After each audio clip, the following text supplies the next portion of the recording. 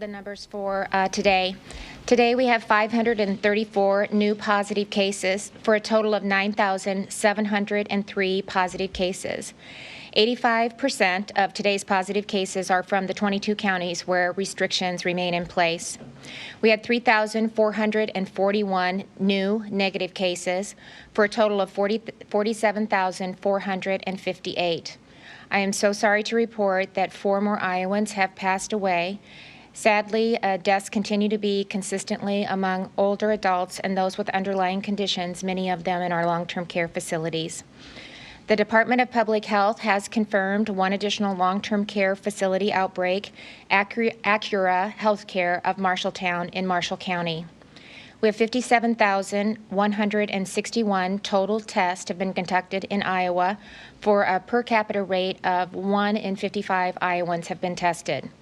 We have 3,486 Iowans that are now recovered for a recovery rate of 36%. On Friday, I updated you about a backlog in reporting case counts last week due to the high volume of tests generated from surveillance testing at long-term care facilities and manufacturing facilities and the launch of Test Iowa in Des Moines and Waterloo. And as we expected, the data entry work was caught up over the weekend and the numbers reported were higher than usual. On Saturday, we reported 757 new positive cases and 3,377 new negative cases for a total of 4,134 daily tests ran. On Sunday, we reported 528 new positive cases, 2,932 new negative cases for a total of 3,460 daily cases, for a total number of tests run last week of 17,098. There's a significant accomplishment. That's a significant accomplishment, and we're working hard to improve the timeliness of processing and reporting results so that Iowans know the results as soon as possible. And again, I want to just give a tremendous shout out to the team at the State Hygienic Lab. They are working round the clock to catch up and process the tests so we can be back on track. So just a great, great effort by that team at the State Hygienic Lab. Last week, I also shared that there was a delay with some of the Test Iowa results. Under normal circumstances, individuals should get their test results in approximately 72 hours. But because of the high volume of tests being processed at the State Hygienic Lab last week and the ongoing validation process for Test Iowa, we weren't able to meet the timeline, that time frame for some Iowans. I know waiting for test results is difficult, and I'm sorry for any concern that this may have caused you. I want to again reassure Iowans that this is a short-term issue as we ramp up testing and processing and complete the Test Iowa validation process, which again, that is just standard any time that a new test is introduced at a lab. I am glad to report that many of you did receive your results over the weekend, but if you were tested later last week, yours may still be on the way. So please continue to watch your email for information about your results, and until you know your test results, it's important that you stay home. By isolating yourself at home, you'll reduce the risk of potentially exposing others to the virus, and if your condition has worsened since you were tested, please call your doctor to seek medical attention or call 911 if you're having trouble breathing when you're at rest. Today, I also want to take this opportunity to recognize our heroes in public service. You may not be aware of this, but this week is Public Service Recognition Week. It's a time set aside to honor the men and women who serve our nation as federal, state, county, and local government employees. This year, it's especially fitting to recognize the employees of our state agencies, many of whom are serving on the front lines in response to the COVID-19 pandemic. Each have made significant contributions to mitigating and managing the virus and protecting the health and livelihoods of Iowans, and they have worked countless hours. From the Department of Public Health for its incredible leadership throughout this crisis, to the Department of Human Services for ensuring Iowans still have access to the services that they need, to the Department of Education for keeping students, families, and schools connected, to the Iowa National Guard and the Homeland Security and Department of Public Safety for your commitment to serving Iowans whenever and wherever it's asked of you, to the Department of Corrections and Iowa Prison Industry for stepping up to supplement Iowa's PPE supply when we needed it most, to the Department of Transportation for their role in coordinating Test Iowa sites, to the Iowa Workforce Development, the Iowa Economic Development Authority, and the Department of Revenue for helping Iowans and Iowa small businesses get back on their feet, and to all of my other agencies and my own team, a very heartfelt thank you. And also to the incredible partnerships at our local level, especially with our local public health officials, our local emergency management, and our county and city government leaders. Something of this magnitude requires an all-team effort, and Iowans can be proud knowing that those who serve you are working hard as a united front in your best interest.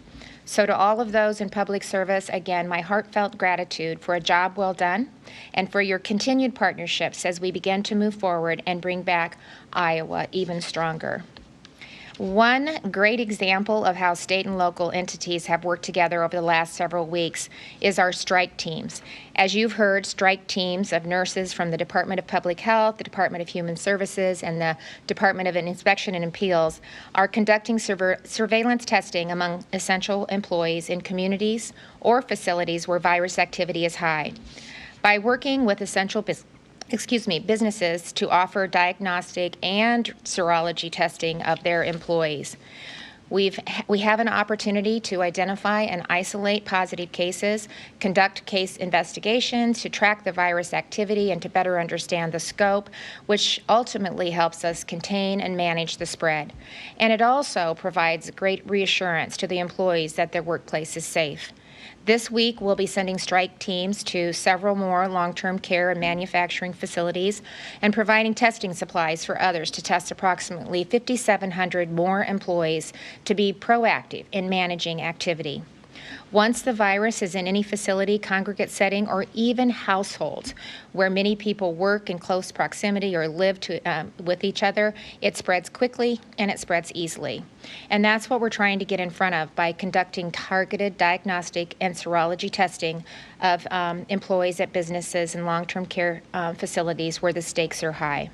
It also, as I said, provides confidence for essential workforce, helps keep our businesses operating, and protects our most vulnerable population. This week, the Department of Human Services did confirm that a resident at the Woodward Resource Center tested positive for COVID-19. This is the first positive case at any of our DHS 6 facilities, and I've asked Director of the Department of Human Services, Director Garcia, to provide an update on the steps taken. Director Garcia? Thank you, Governor, for having me here today. First, I want to acknowledge that this highly contagious nature of COVID-19, we knew it would be a matter of when, not if, we had a confirmed positive in any of our 6 facilities. We're doing everything we can to protect our team and those we serve. 9 DHS employees who work at 5 of our 6 campuses have tested positive to date. Because of our policies, many of these employees were not on site several days before they received a positive test, and most had no client interaction. I'm happy to share that all of our team members are doing well at this time, and we continue to check in on them frequently. Additionally, as the Governor mentioned, I'm sad to report that as of today, 6 residents at the Woodward Resource Center have tested positive. A resident at Woodward Resource Center who was presumptively positive on April 25th was confirmed positive by the State Hygienic Lab on May 1st. This was the first resident to test positive at any of our facilities. And as a precaution, we tested all residents in this individual's home who were asymptomatic at the time. To protect other residents in the home, those who test positive or become symptomatic are transitioned to other houses on campus designated for positive cases. We've been working closely with IDPH, Boone County Public Health, and we've also pulled in a team of doctors for additional technical assistance from the University of Iowa. Before any confirmed cases of COVID-19 in the state of Iowa, DHS began analyzing our operations across the agency. We focus much of our preparedness and response efforts on our facilities. Throughout this pandemic, I've talked with facility leadership twice daily. Not dissimilar to long-term care facilities, our staff are in close contact with some of Iowa's most vulnerable individuals, and we have undertaken significant efforts to keep everyone safe. On March 10th, DHS provided its first COVID-19 protocols. We limited travel and we implemented prevention measures. On March 12th, we began screening visitors, and that very next day, on March 13th, we suspended in-person visitation. We knew that our existing PPE stock would not be enough, and so we ramped up efforts to find supply. Our fiscal management team has worked tirelessly over the past several weeks to ensure we have additional masks of all kinds, gowns, face shields, and other critical items. On March 15th, we began daily screenings at all of our facilities of both staff and residents for signs and symptoms of COVID-19, including temperature checks. If a resident spikes a fever or otherwise showed symptoms, they were tested. On April 1st, all Resource Center staff began wearing masks in patient areas, and effective April 25th, all staff at all facilities wear masks at all times. Our goal has been to create an environment that when staff become ill, they feel supported, they notify us, they stay home, and they seek testing. We will continue to follow strict protocols to prevent the further spread of this virus. To the residents, their guardians, and loved ones, and to my team, I want you to know that we will use every tool at our disposal to ensure you are supported through this time. And I want to send a special recognition to my team as well during Public Service Recognition Week, which now takes on a new meaning. I'm grateful to our entire team for the tremendous work they're doing. This work is challenging and often not for the faint of heart, and now more than ever, it requires compassion, humility, and courage. And I can tell you with zero hesitation that I'm seeing this every day. Many of our staff continue to serve on the front lines. I'm especially moved by our fellow team members, our nurses who have volunteered to assist the state in our testing, and our team members who have assisted in contact tracing efforts. I always tell them, if not us, then who?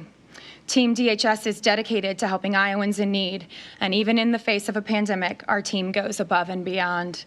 So to my team, thank you for stepping up. Thank you for leaning in. And to my fellow Iowans, I ask you to join me in thanking them and thank all of your public servants in your life and essential workforce during Public Service Recognition Week. Thank you, Governor. Thanks, Kelly. And again, I just appreciate so much all your team has done to serve Iowans throughout this really, really challenging time. And I know that there is a deep commitment to protect the health of the individuals cared for in our state's facilities. And I want to especially thank the teams there for all that they do day in and day out to protect those residents. In closing, I also want to thank the Test Iowa team. Today, our third location opens in Sioux City.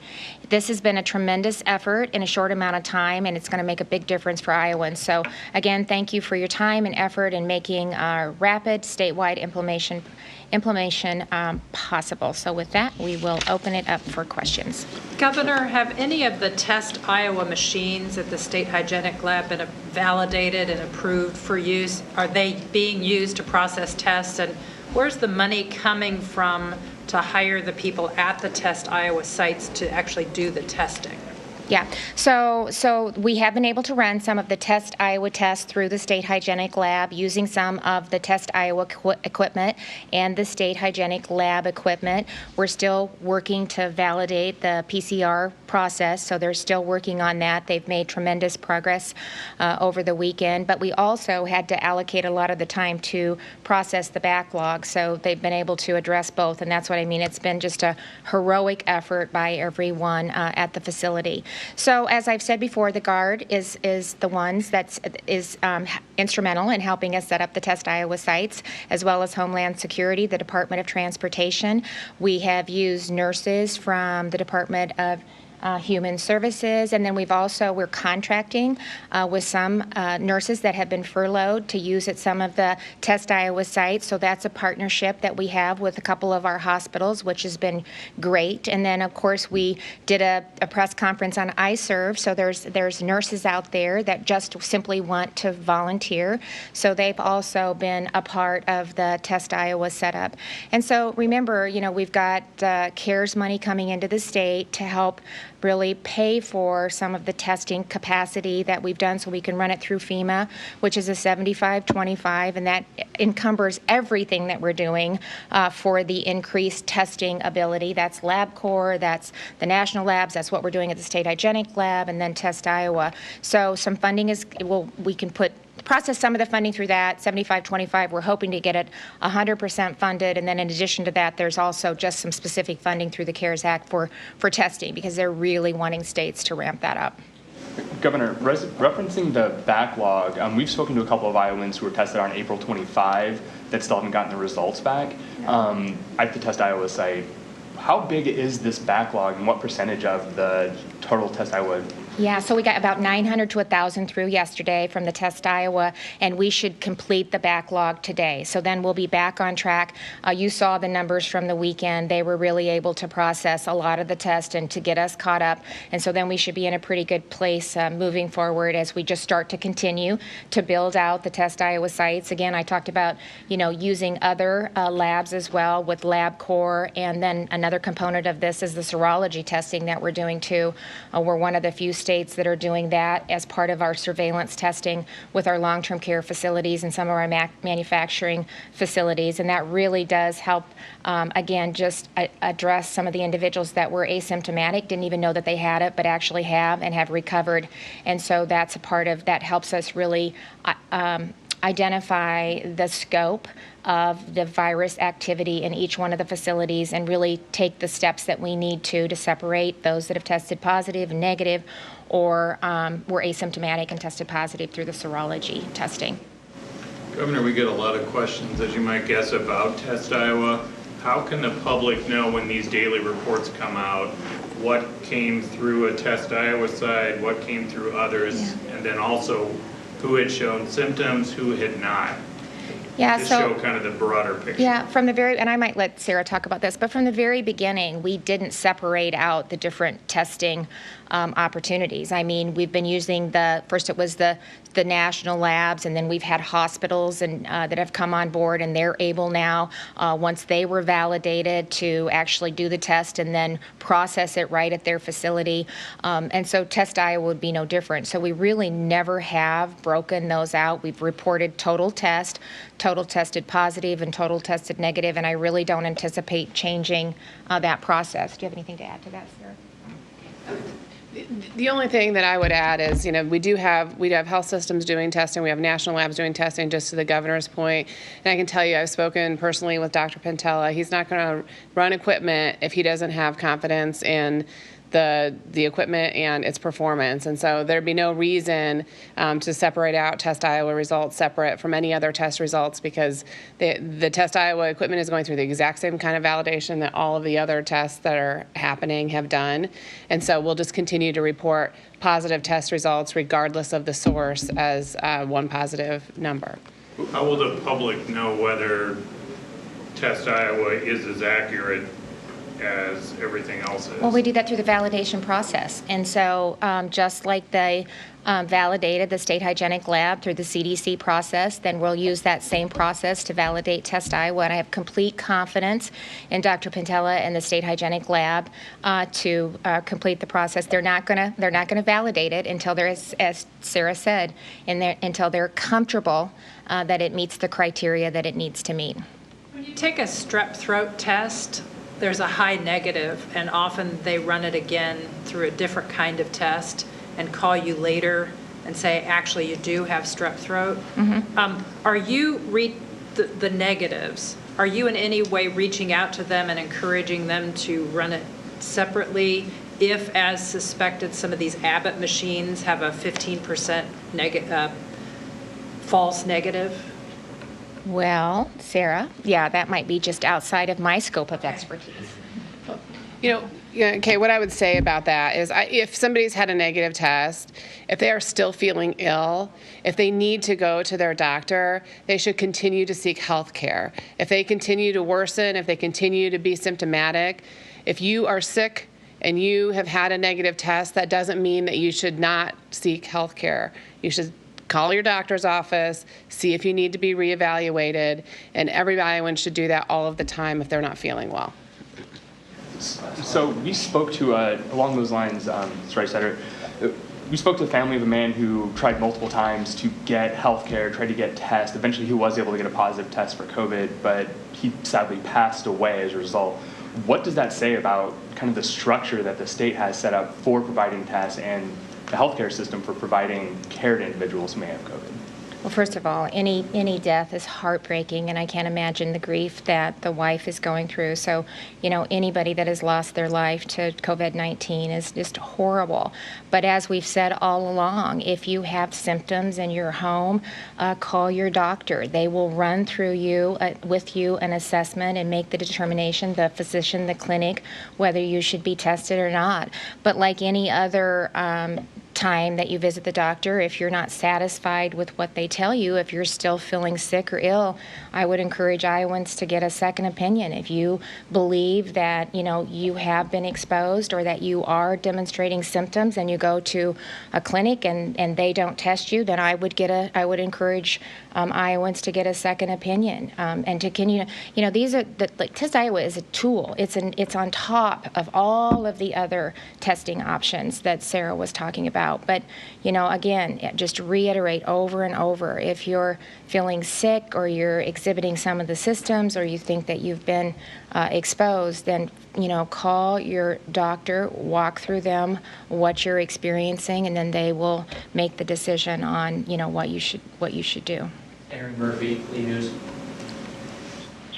Thank you, Governor. You said this morning on a conference call with other governors talking about reopening strategies that the next phase in your strategy for the state is growth. I was just hoping for some clarification on what you meant by that. Are you talking about economic growth, or are you actively considering lifting restrictions in more counties or lifting more restrictions? No. So, I talked on the call how we kind of had three phases. Stabilization was really about mitigation, and it was about resources. And so that's why, you remember I talked about putting the RMCC into place.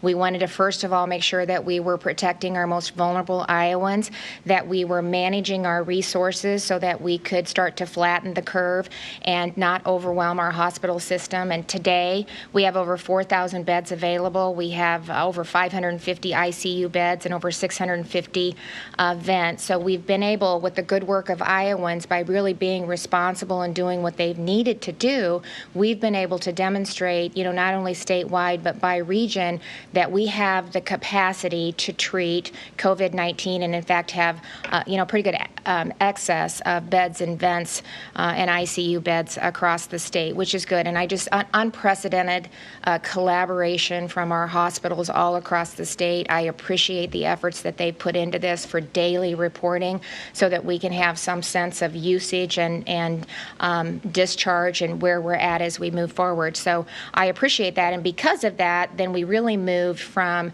mitigation efforts into easing some of those mitigation restrictions, and we moved more into a containment and management of virus activity. And so that's where we're at right now. So that's where we started to ease some of the mitigation efforts that we put in place for Iowa's 77 counties.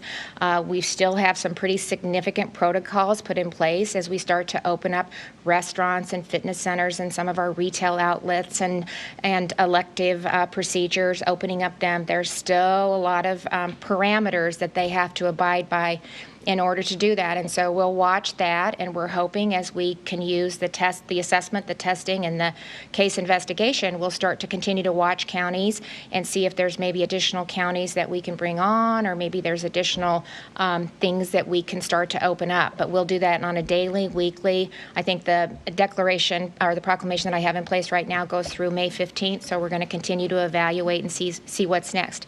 In the meantime, later this week, I'll be talking about the governor's economic recovery task force, and that's really bringing individuals together to really understand the impact that COVID-19 has had on Iowans, our families, our businesses, and our state economy, looking at how we react to that and come back even better and stronger, and maybe redefine some of the ways in which we are serving Iowans through what we've learned through this pandemic, and just apply some of those strategies to really, moving from stabilization to recovery now into growth. And so we're going to put put a great team together that's going to really analyze that, put some metrics in place, and talk about how we start to, after we get through the growth phase, start to open up and grow Iowa's economy. Chris, KCCI. Hi there. So the Tyson plant in Perry, Tyson still refuses to release numbers of infections there, and numerous local officials there in the city of Perry have called for Tyson to do so, and the Dallas County Health Department won't release the numbers either. Do you believe it's in the public interest for the public to know those numbers? Is the DPH willing to release those? You want to talk about that? We're actually meeting this afternoon. Hi, Chris. Thank you. Yeah, the Department of Public Health, working with our state medical director, there's a state statute that talks about her ability to release information related to names of businesses when it's in the interest of the public's health. And so we've been having those conversations in terms of what is that threshold for identifying an outbreak at a particular business.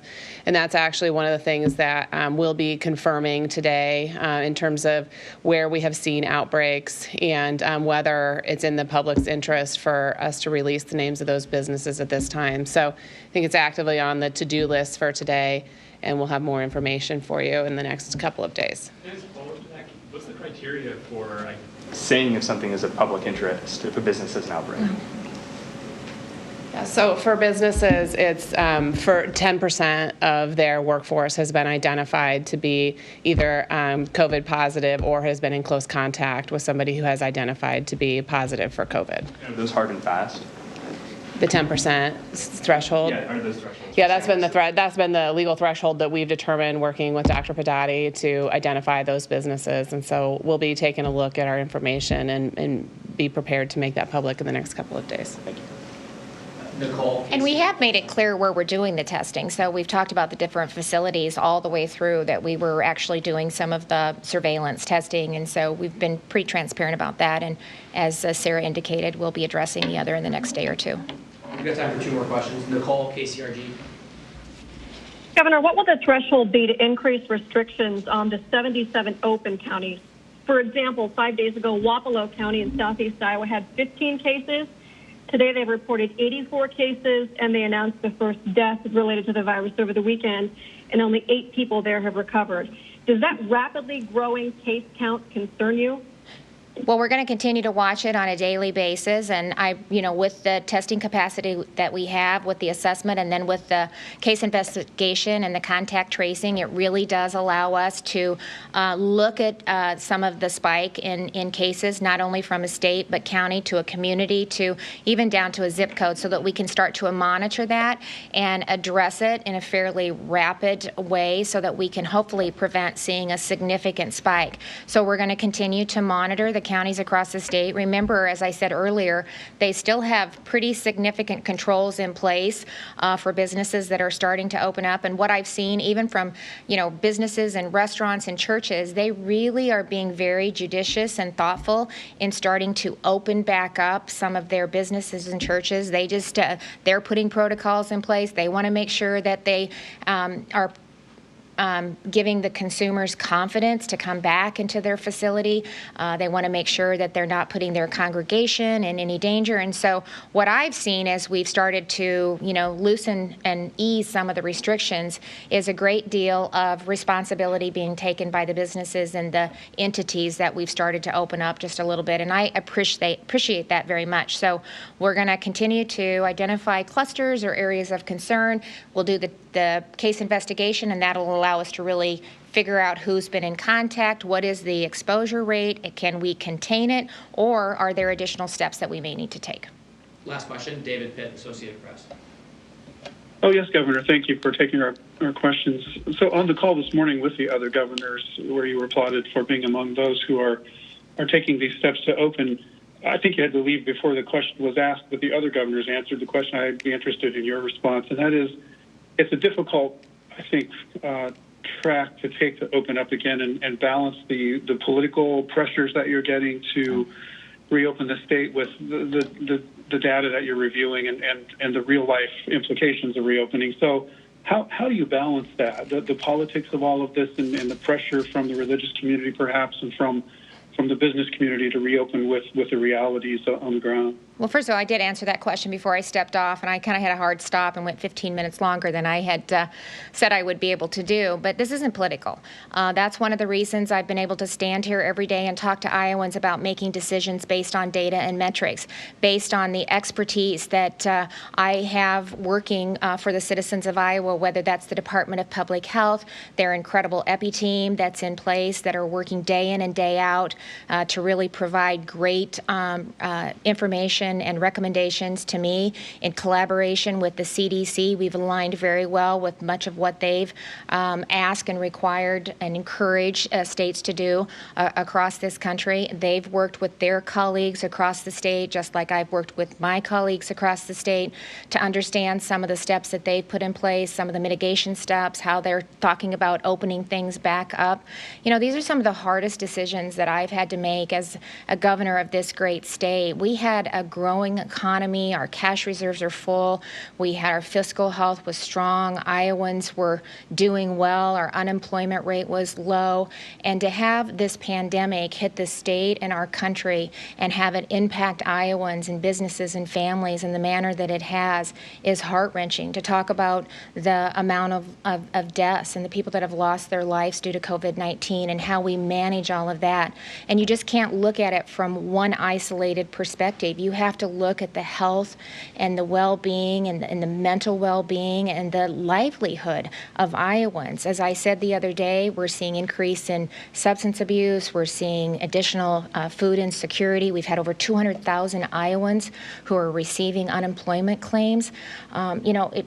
We Iowans are meant to work, and we need to open back up, but we have to do it in a safe and responsible manner. So this isn't political, and it shouldn't be for anybody, and I don't believe it is. It's about trying to do the right thing in an unprecedented time to really manage the health and well-being of Iowans and their livelihood, and we're going to continue to make decisions based on great recommendations from a group of experts that I feel very confident in the information that they're providing me. So thank you.